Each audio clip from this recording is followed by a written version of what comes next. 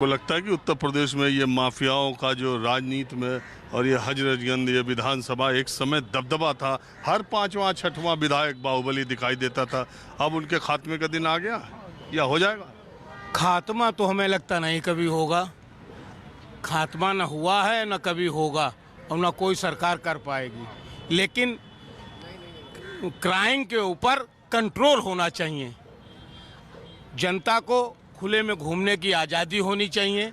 हमारी महिलाओं को, माताओं बहनाओं को रात में निकलने में कोई असुविधा ना हो, ये सब गवर्नमेंट को करना चाहिए।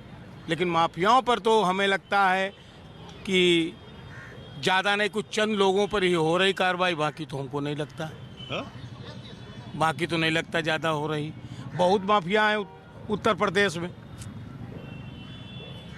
ये जो असद का एनकाउंटर हुआ, इस पर क्या कहना? नहीं, ये तो सही हुआ। वो तो पूरी हिंदुस्तान का, विदेश में देखा गया होगा, टीवी के ऊपर बम चला रहे हैं, गोली चला रहे हैं। वो तो हुआ, सही हुआ, उसमें तो कोई गलत हुआ नहीं।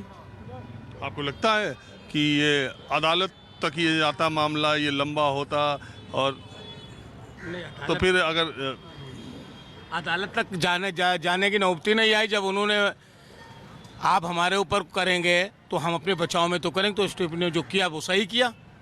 अदालत के तक नौबती नहीं आई तो वो अदालत ले कैसे जाते उनको? और ये जो मायावती और अखिलेश एनकाउंटर पर सवाल उठा रहे हैं, ये तो राजनीति, चाहे मायावती हो, चाहे अखिलेश जी हो, चाहे योगी जी हो, ये तो राजनीतिक रोटियां चलती रहती।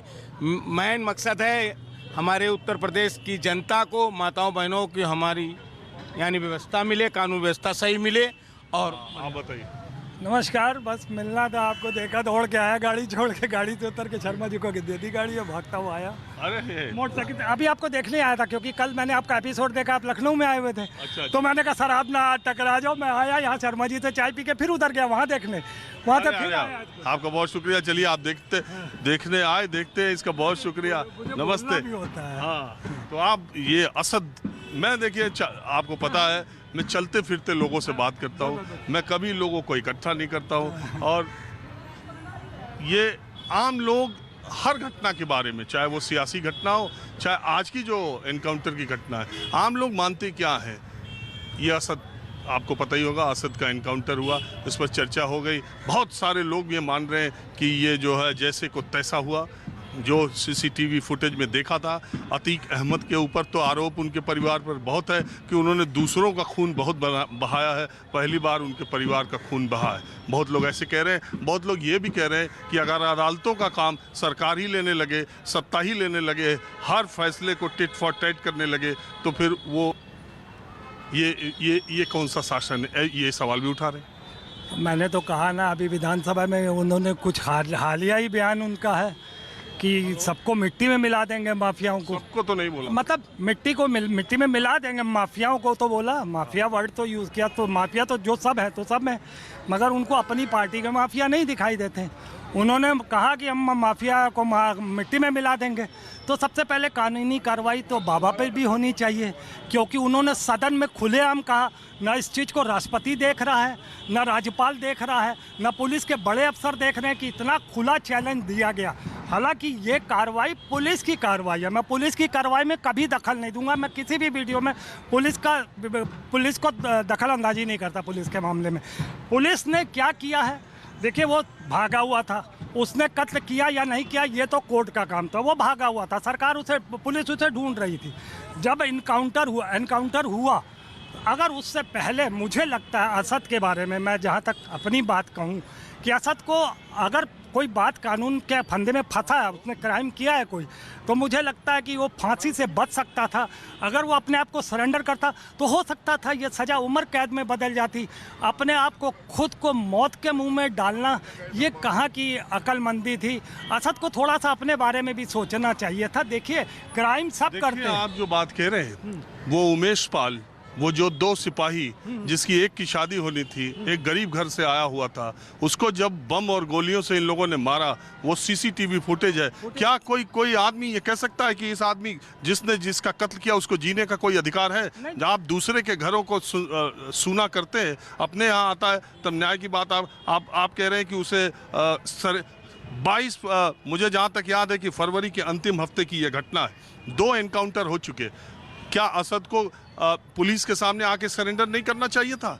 और अगर नहीं करेगा और इस तरह की पुलिस को पता चलेगी तो इसका अंजाम तो यही होगा। तो मैंने तो सर जी आपको यही कहा ना असद के बारे में कि असद तुमने ये गुनाह किया। मैं सिख कौम से आता हूँ, वो मुस्लिम कौम के हैं, मुझे मतलब नहीं है। नहीं, अरे कौम की क्या बात आ गई? हम तो इंसान हैं। मैं अपने को इंट्रोड्यूस कर रहा हूँ, मुझे असद की बात नहीं है।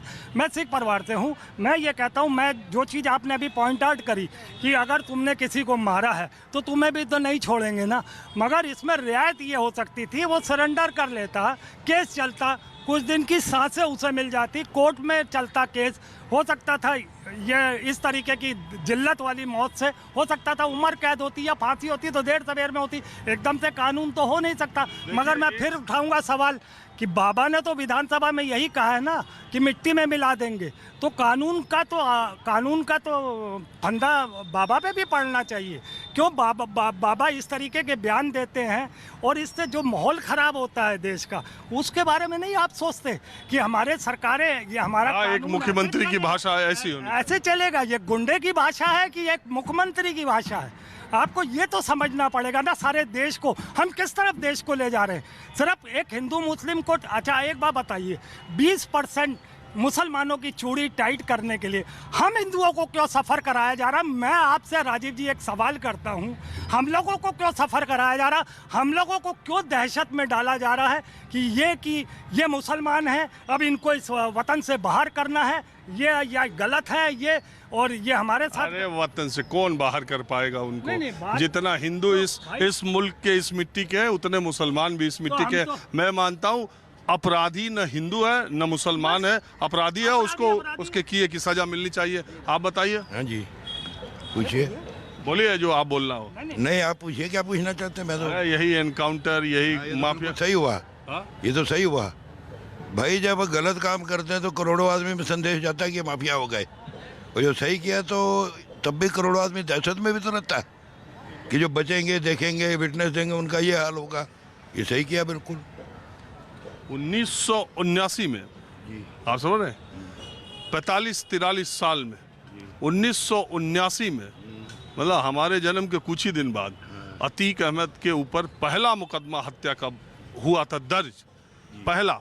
उसके बाद मुकदमों की फहरिस्त इतनी लंबी है, कहने की बात ही नहीं है।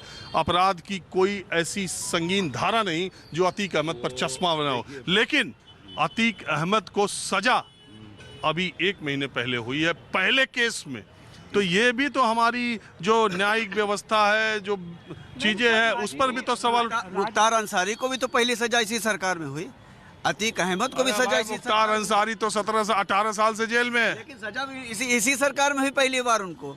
अतीक अहमद को भी सजा इसी सरकार में हुई, इसी सरकार में हुई। तो कानून, मतलब कानून की व्यवस्था तो बहुत। आप क्या कहें? पहले की सरकारें इनको पाल के रखती थी, ये सरकार पाल नहीं रही, बस खत्म कर रही है। ऐसा तो नहीं, ये सरकार अपनों को पाल रही है। नहीं, ऐसी बात तो नहीं है। क्यों नहीं है, क्यों नहीं है ऐसी बात है? क्यों नहीं पाल रही है?